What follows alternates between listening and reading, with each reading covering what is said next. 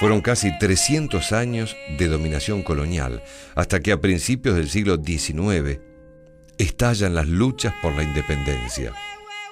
Toda Hispanoamérica está convulsionada y los indígenas no estuvieron ausentes, aunque negados, fueron activos protagonistas de nuestra historia. Nosotros sabemos que hicimos nuestro aporte a la nación argentina, ya sea cuando se hizo el himno, que se escribió en quechua, en aymara, en guaraní, en el Congreso de Tucumán también se utilizaron estas lenguas, hubo representantes del Alto Perú, muchos hermanos que defendían al aborigen. En un principio la Argentina como país prometía ser una cosa pluricultural, de mucho respeto, pero nos traicionaron, se olvidaron de nuestro aporte. Sabemos del aporte de los ranqueles a las invasiones inglesas para luchar contra el enemigo del español. Los hermanos se sumaron sin preguntar por qué, sabía que había un enemigo común y se sumaron.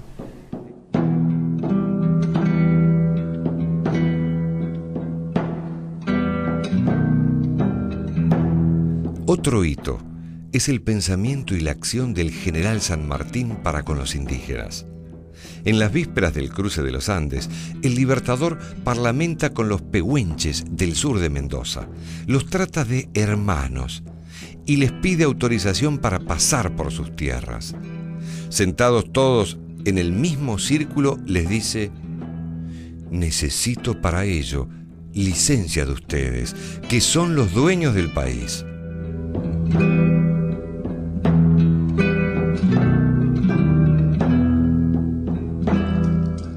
Por su parte, el litoral presenta la gesta de Artigas y la participación de los guaraníes, que estaban liderados por el mestizo Andrés Guacurarí, más conocido como el comandante Andresito. Muy poco se habla de Andresito y de los guaraníes en la batalla de Embororé, cuando derrotaron a los bandeirantes. La provincia de Misiones, salvada por los guaraníes, representa la mitad del territorio que eran de las misiones jesuíticas, pero nada de eso se reconoce.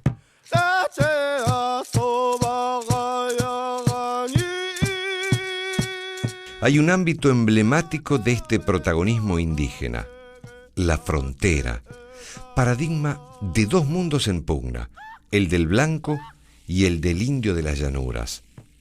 Por más de 3 siglos, este límite impuesto signó la vida de la nueva sociedad y puso de manifiesto la inquietante y cercana presencia del mundo indígena que aún vivía en libertad.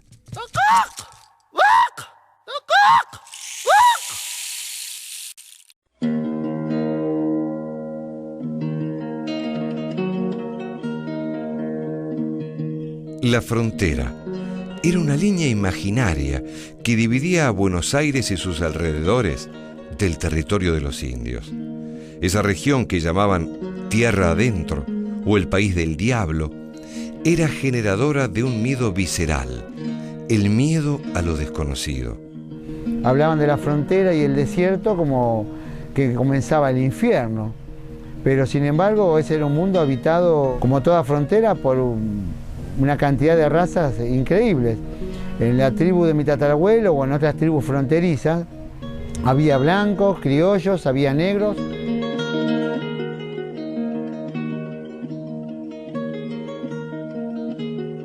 Para la sociedad blanca, esta frontera era mucho más que un límite político.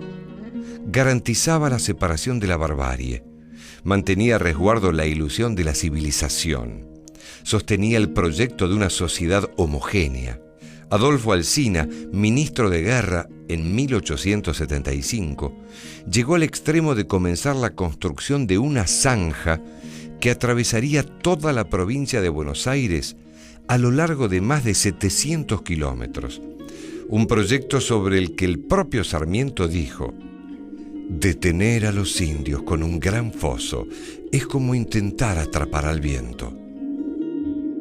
Mientras esos proyectos absurdos se llevaban a cabo y en medio de las violencias de la época, la frontera mostraba su otra cara. Un mundo de tonalidades grises, un espacio de gran fluidez en donde convivían indios, gauchos, negros, comerciantes, cautivos, desertores, aventureros, estancieros amigos. Esa frontera en realidad lo que significaba era la posibilidad de encuentro entre distintas personas que provenían de distintos lugares.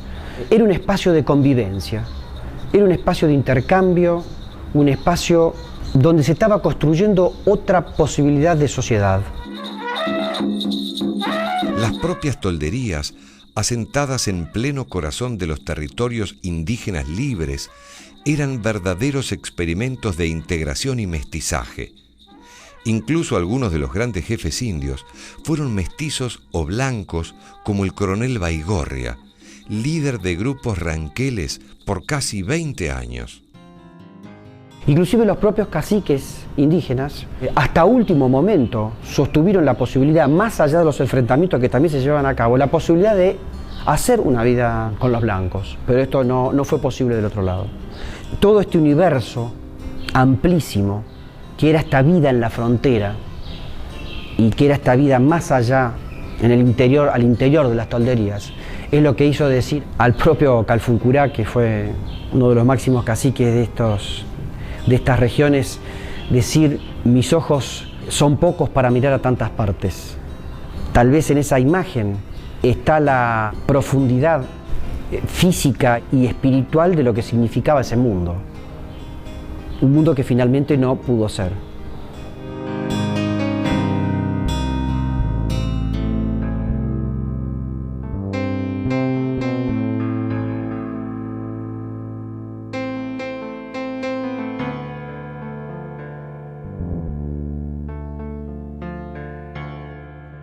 A fines del siglo XIX, esa frontera fue aniquilada.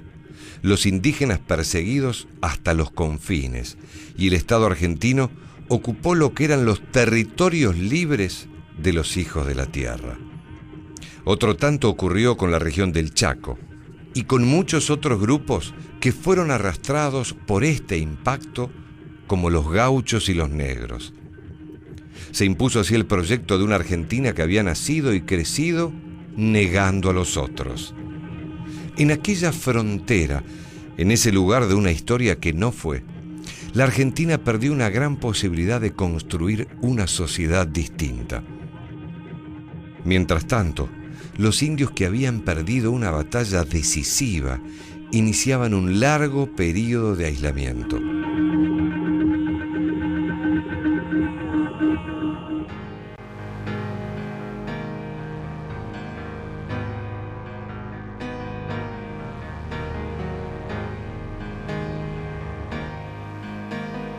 En 1879, la llamada Conquista del Desierto fue el último eslabón de una campaña de exterminio que ya se llevaba a cabo desde hacía más de medio siglo.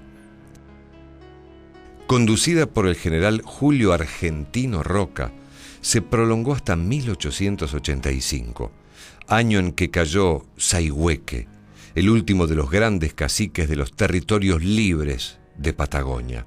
Cuando nos derrotan, nosotros éramos 40.000 en La Pampa y en la Argentina ya había 2 millones de habitantes. De esos 40.000, solamente 2.000 eran hombres de pelea, el resto eran viejos, mujeres y chicos. El Chaco sufrió un proceso similar al de Pampa y Patagonia. Hacia 1884, la conquista estaba consumada. Otro tanto ocurrió en el extremo sur con los Onas y Yámanas. Estos grupos prácticamente llegaron a su desarticulación étnica y cultural al fin del siglo XIX, principios del siglo XX. Conocemos mucho, pero esta gente ya no está.